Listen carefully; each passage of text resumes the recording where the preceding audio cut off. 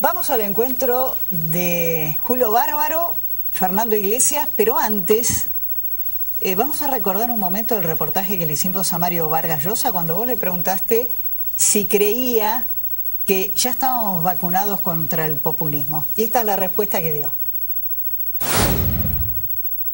O sea, ¿usted diría que estamos vacunados contra el populismo en la región? Bueno, vacunados temporalmente, ¿no? El populismo desgraciadamente tiene unas raíces muy profundas. Estamos viendo que los países más avanzados de pronto caen en el populismo, ¿no? El fenómeno de un Donald Trump en Estados Unidos es un hecho muy significativo. Pero creo que por el momento en América Latina hay un retroceso del populismo.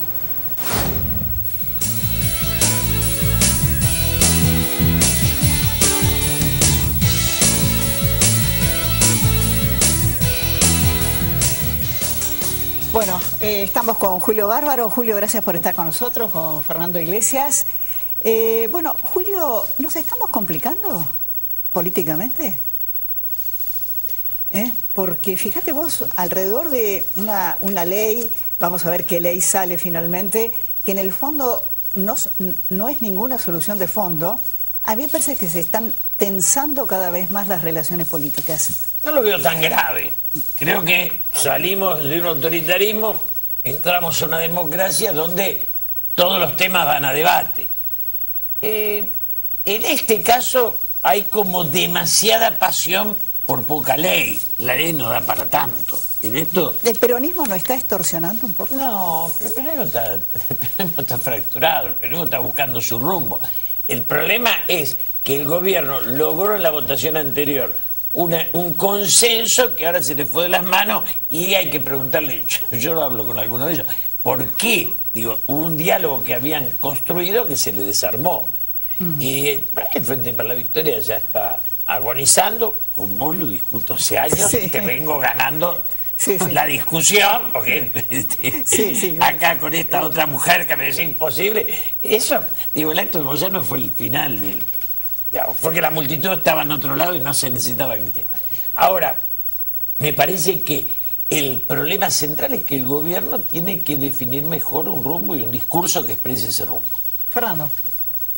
No, para mí lo que está pasando es, cuando vos me trajiste acá a opinar sobre esta apertura republicana del peronismo, yo te dije, los republicanos y los amigos se ven en los malos momentos, y te dije que el peronismo está dividido, como dice Julio, en dos grupos. El club del helicóptero, que es el kirchnerismo, y el otro peronismo que aplica el peronómetro. Y yo te dije cuál es la tabla del peronómetro. Arriba del 60% de aceptación del presidente, apoyo enfático, el compañero Macri y fiesta.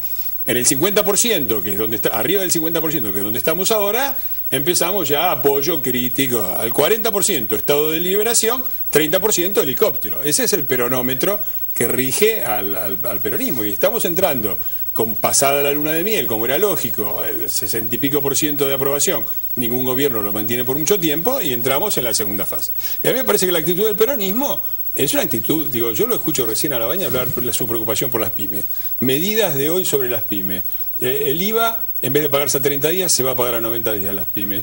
El impuesto al cheque que golpea sobre todas las pymes pasa a formar parte del impuesto, a descontarse del impuesto a las ganancias. Es decir, prácticamente desaparece.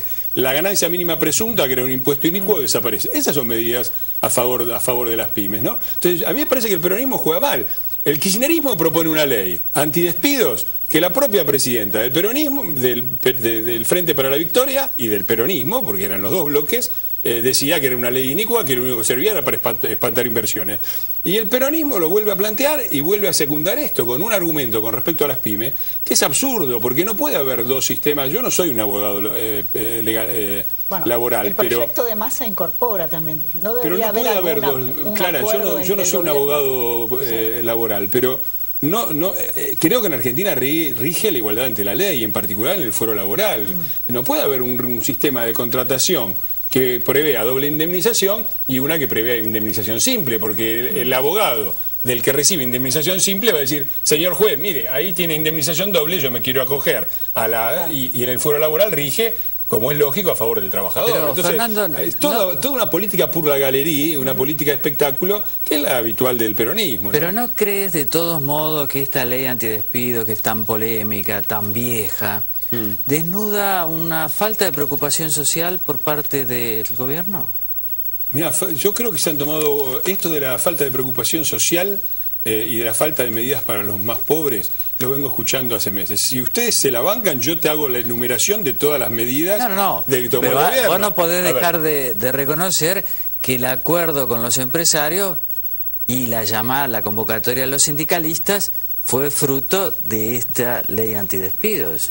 Sí, y me parece raro que Labaña, que creo que es peronista, o por lo menos está en el frente renovador del peronismo, critique lo que ha sido históricamente la política del peronismo con respecto a esto, porque ¿qué decía el peronismo siempre? El Consejo Laboral del Salario, reunir al gobierno con los sindicatos, cuando lo hacen también está mal. Pero o sea, proponen leyes que ellos mismos dijeron que eran malas, y cuando el gobierno hace lo que históricamente es el peronismo también está mal. No, pero no estaba un poquito dormida la acción social, la preocupación social del gobierno, y esto lo despertó. A mí me parece que no, yo ya lo he dicho, lo primero que ha hecho este gobierno es la primera vez en la historia que la Argentina tiene entre 5 y 7% de déficit fiscal y no vuela por los aires. Y no solamente han dejado déficit fiscal de los más altos, como los que llevaron a la Argentina sistemáticamente al desastre, sino que han dejado déficit fiscal récord con carga fiscal récord.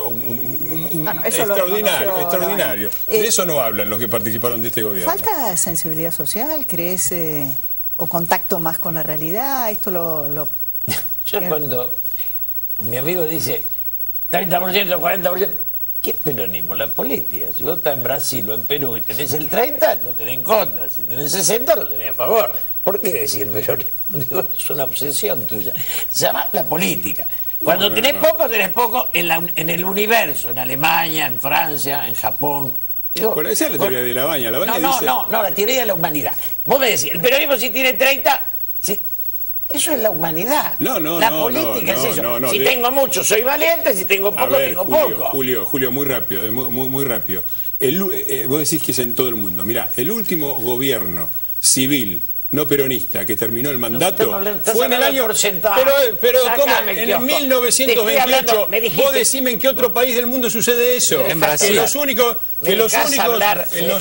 Acabas de decir, si tiene el 60 y una cosa, si tiene el 40 y otra cosa. Eso es universal. No es universal. No es universal. No es universal. No es universal, por ejemplo. Cuando hay mayoría, es minoría. No es así. No sé cómo contar. Tenés una obsesión. Tenés que ir a un psiquiatra. Es el peronismo. Señor, si tiene poco, pierde. Si tiene mucho, gana. Que en los partidos de fútbol es así. ¿Qué es el peronismo? Me está cambiando lo que yo estoy diciendo. Decir que el peronismo tiene un gen destituyente. Exactamente. En eso, me parece, ¿no? Exactamente, muy claro. Lo decís vos, Digo, ¿en qué lugar del mundo un partido propone? A ver, ¿en qué lugar del mundo un partido propone 3 años después la misma ley que hace 3 años decían que era pésima? ¿Dónde pasa eso? ¿En Alemania pasa eso? A ver, Roberto, escuchamos. Yo además estoy en contra de la ley, Roberto lo dijo. Así que en eso, ahí, digo, estamos en contra de la ley. Bueno, que le avisen al bloque. Como Roberto lo dijo públicamente. No, que más se le avise al bloque, para que no dé quórum. Entonces, segundo tema, acá hay un gobierno, y un gobierno que maneja políticamente, que gana o pierde según su capacidad y su buen armado, que tiene enfrente una oposición que viene de un fracaso total, que es el kirchnerismo, y que la sociedad tiene bronca con el kirchnerismo. Ahora, lo que vos recaudás es en base a tu talento. Yo creo que, digamos, si perdieron una elección que hace 90 días ganaron tranquilo, algo habrán hecho. No es que el otro solo es malo. Hay dos en la cancha. ¿Y a tu juicio qué es lo que faltó? ¿O qué es lo que falta? Política. Hay mucha economía y poca política.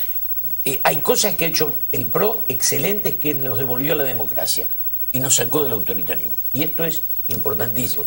Devolvió el valor de las instituciones. Y esto es clave. Ahora, yo siempre digo, me considero amigo de Mauricio, no soy del PRO, siempre digo, él tiene que dar el paso de imponerle a los grandes para tener autoridad moral para imponerle a los chicos. Y esto es una cosa que la digo siempre. Si él le impone en el supermercado y a los laboratorios, que son los que más tienen, después le puede pedir a doña Rosa que pague el doble de luz. Si no, parecería que, digamos, porque del otro lado del populismo, ¿qué hay? Digo, está bien, el populismo es el mal. ¿Cuál es el bien?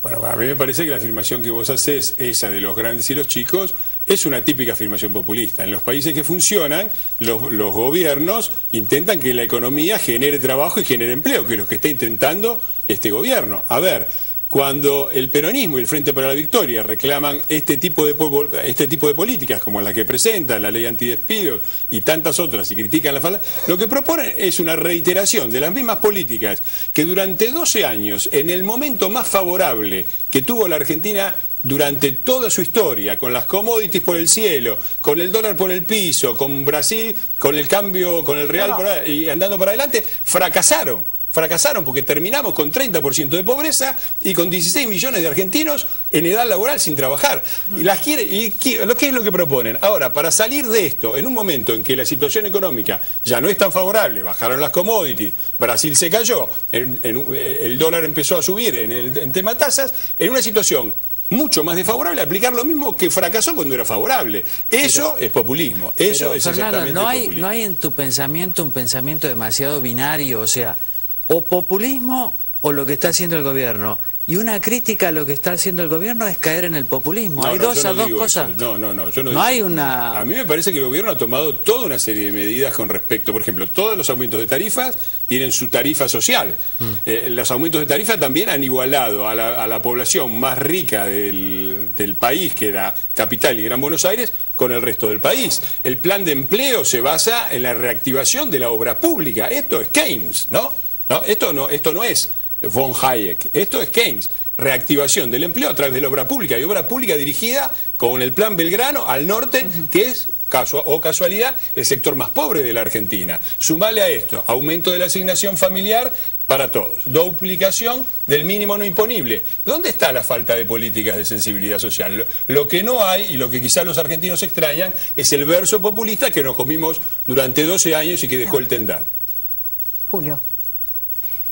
Yo creo que la contracara del discurso no es el silencio. Y entonces, lo decía Pablo Sirven el otro día en La Nación.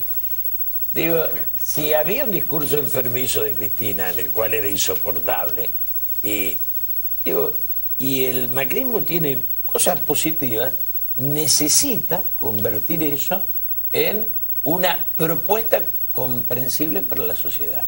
¿Vos crees que le falta? Le falta. Está caminando. Ayer estaba Triacán Intratable, hoy estaba la gobernadora Vidal. Digo, veo que están como la... Pero el armado de ese discurso que él plantea, eso no está en ellos.